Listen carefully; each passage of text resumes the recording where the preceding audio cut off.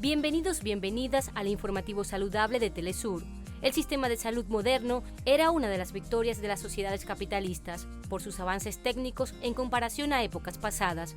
Sin embargo, millones de personas siguen sin acceso a servicios sanitarios dignos por las condiciones políticas y culturales en las que habitan estos sistemas sanitarios. Este será nuestro tema central del día de hoy. Recuerda escribirnos a través de nuestro correo electrónico guiatucuerpo@telesurtv.net. Hagamos nuestro acostumbrado recorrido informativo de esta semana. Hospitales de México, destinados a atender pacientes de COVID-19, se ven abarrotados de batas, sábanas y materiales infecciosos que trabajadores de la limpieza desinfectan diariamente, exponiéndose diariamente a las áreas críticas donde se almacenan y sanean estos implementos médicos. Esta es una de las historias poco conocidas o invisibles de los héroes y heroínas que combaten la pandemia. A pesar de la limpieza, los trabajadores han puesto mucho esfuerzo arriesgando su vida para no infectarse, a menudo con menores garantías laborales por estar subcontratados. Pues yo creo que el temor existe a diario. El temor es algo que no se termina. Pero digo, aquí tratamos de protegernos entre nosotros mismos día a día. Los trabajadores afirman que antes de la pandemia era poca la ropa que llegaba con el distintivo de riesgo de infección. En estos momentos que los números de contagios han aumentado en México, alrededor de unas 10,000 prendas se lavan al día en las instalaciones del Instituto Mexicano de Seguro Social, IMSS, una de las principales entidades de salud del país. No desinfectamos bien un área o no hacemos la limpieza bien, pues puede haber algún riesgo, ¿no? Entonces, nosotros haciendo nuestro trabajo bien, colaboramos con esto. Los trabajadores de limpieza en los hospitales son especialmente vulnerables a infectarse. Sin embargo, los trabajadores realizan su labor en la desinfección de las áreas de los hospitales. México está entre los 20 países más afectados por la pandemia y tiene la tasa de mortalidad más alta por cada 100,000 habitantes según el ranking de la Universidad Johns Hopkins.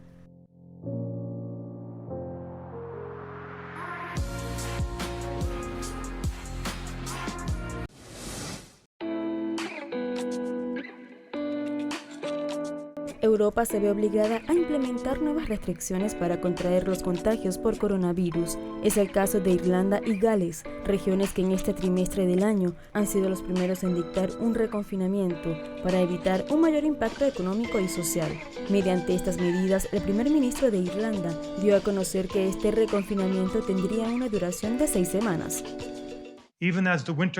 Incluso al llegar el invierno, hay esperanza y hay luz. Si nos esforzamos juntos durante las próximas 6 semanas, tendremos la oportunidad de celebrar la Navidad de una manera significativa. Cada Navidad es importante, pero este año lo es particularmente. No hay opciones fáciles frente a nosotros, ya que el virus se propaga rápidamente en todas partes de Gales. Sabemos que si no actuamos ahora, continuará acelerándose, y existe un riesgo muy real de que nuestro sistema de salud sea abrumado. Para estas medidas de restricciones, los comercios no esenciales y los bares cerrarán sus puertas. Sin embargo, las escuelas seguirán abiertas y los restaurantes solo venderán comida para llevar. Aunque las personas podrían seguir comprando en línea, los comerciantes se muestran inconformes con las medidas porque perderán ganancias. Por su parte, la provincia británica de Gales, con 3 millones de habitantes, se somete a un confinamiento de 2 semanas. Mientras continúen los rebrotes en los países del viejo continente, los gobiernos se verán obligados a incrementar las restricciones.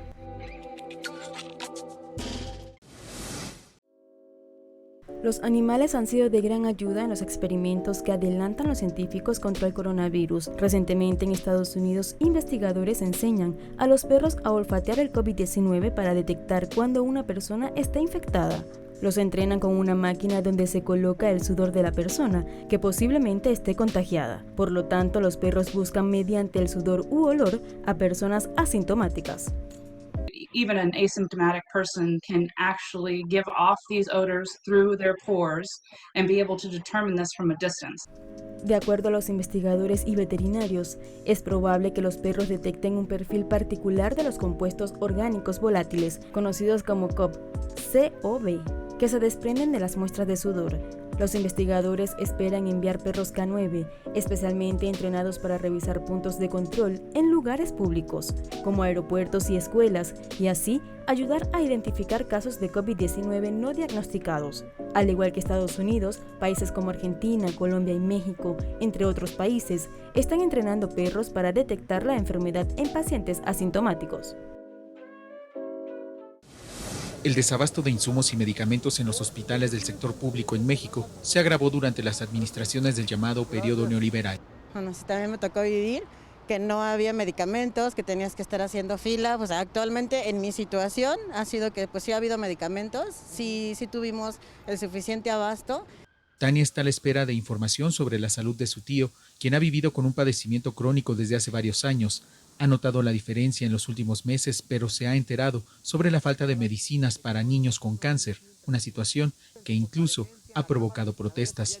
Y hasta el momento vean la fecha que es y no hemos tenido respuesta.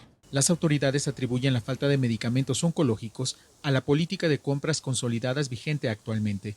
El presidente Andrés Manuel López Obrador ha denunciado la forma irregular en que se realizaban las adquisiciones de estos insumos en el pasado. Hay constancia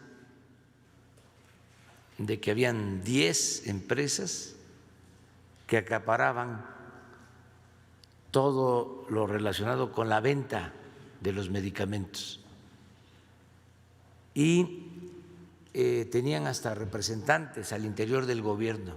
Dichas empresas, dijo, sacaban ventaja de un mercado superior a los 100,000 millones de pesos, unos 4.600 millones de dólares, sin tomar en cuenta que la legislación impedía al gobierno comprar medicamentos en el extranjero.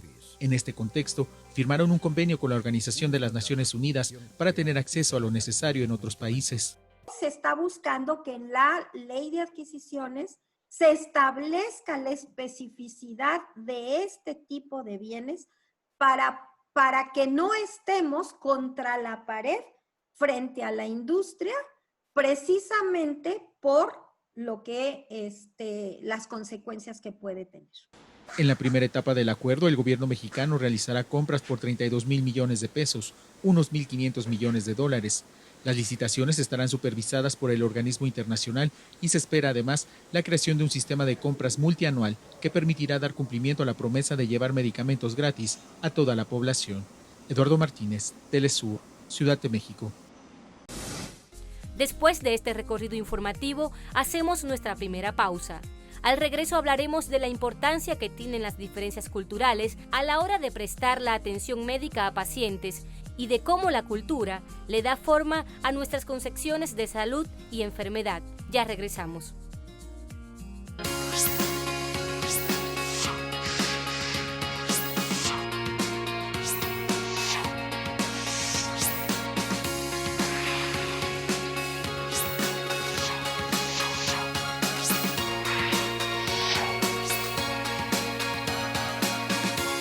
Volvemos con Guía tu Cuerpo.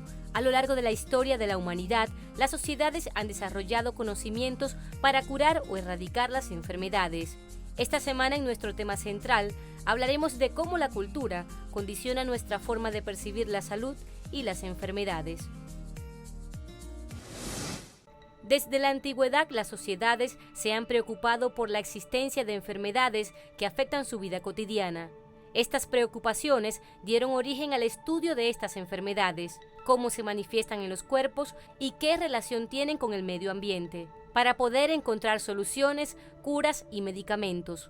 Como resultado de esto, todo sistema o conjunto sociocultural crea saberes constituidos por presentaciones y prácticas para combatir, convivir o erradicar las enfermedades o padecimientos. Para nosotros la medicina es el alimento para el espíritu. Y cuando hablamos del alimento, hablamos de la armonización. Y cuando hablamos de armonización, hablamos de la conexión. Y cuando hablamos de la conexión, hablamos del equilibrio.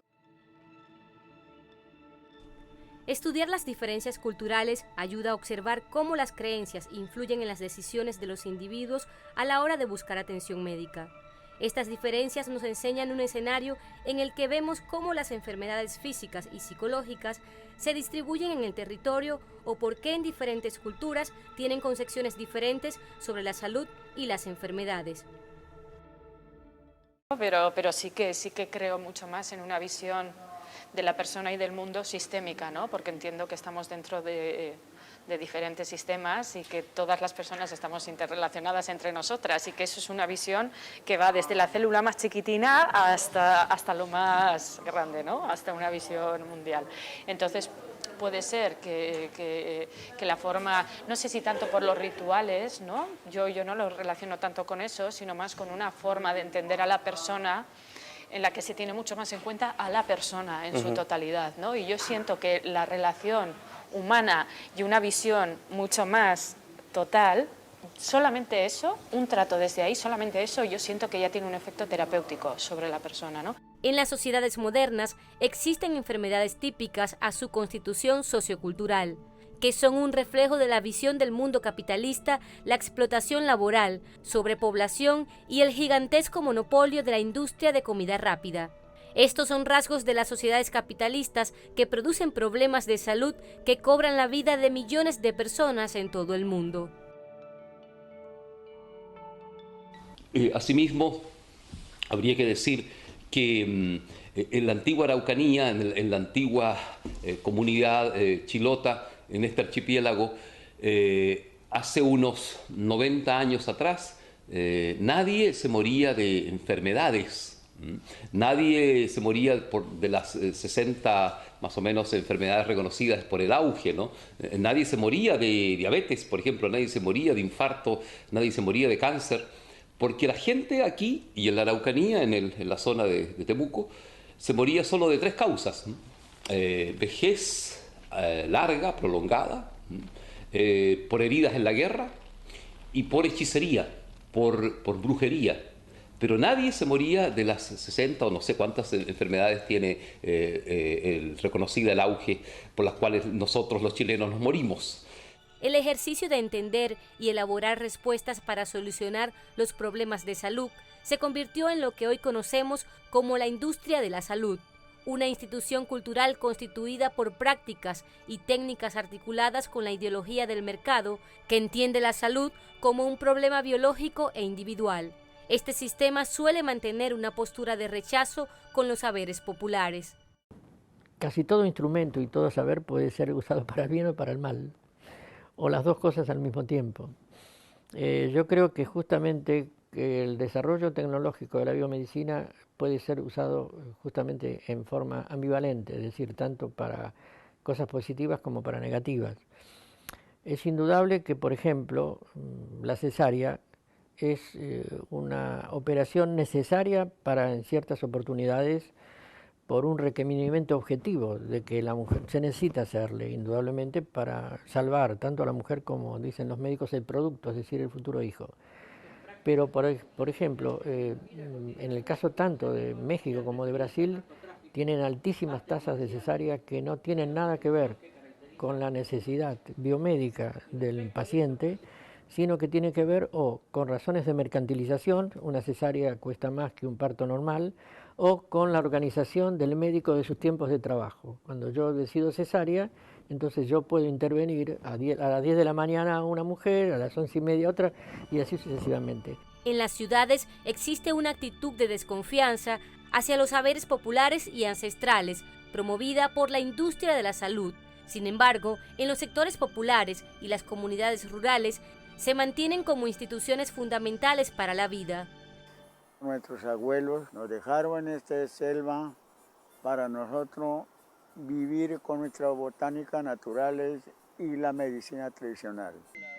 Un guía espiritual es para camino de bien de todo. Mi poder, mi ciencia y espiritualidad, mi apoderado para consentir entre los compañeros, entre los amigos, para tener más en conocimiento, para practicar las ciencias espirituales.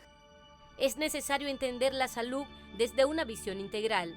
Los gobiernos e instituciones de la salud suelen darle prioridad a la tecnología y al mercado, cosa que ha tenido graves consecuencias para muchas personas y comunidades. Trabajar en conjunto con los conocimientos que permanecen en la memoria de los pueblos es necesario para encontrar soluciones a los problemas de salud que enfrentamos como sociedad, así como crear un sistema de salud multicultural y accesible para las mayorías. Al regreso en nuestra nota positiva, te mostraremos cómo las comunidades originarias en Guatemala cultivan plantas medicinales para combatir la epidemia de coronavirus. Te invitamos a sugerirnos temas a través de nuestro correo electrónico guiatucuerpo@telesurtv.net. Ya volvemos.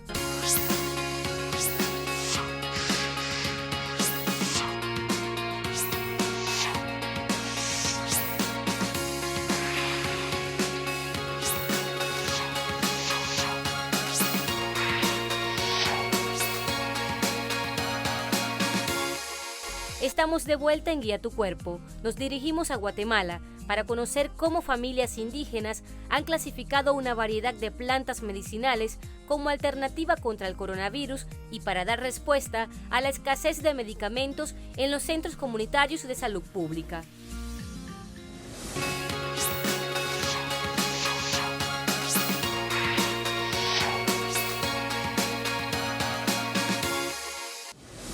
Medio centilla.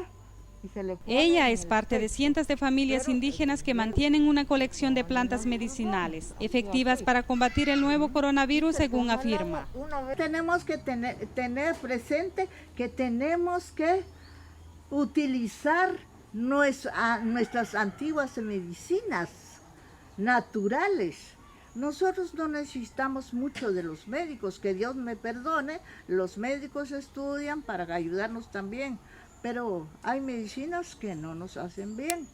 Varias familias cuentan con sus propias recetas a base de plantas nativas de sus territorios. Se cose el jengibre, se cose el té de limón, se cose la manzanilla y se cose el jengibre y los 5 dientes de clavo.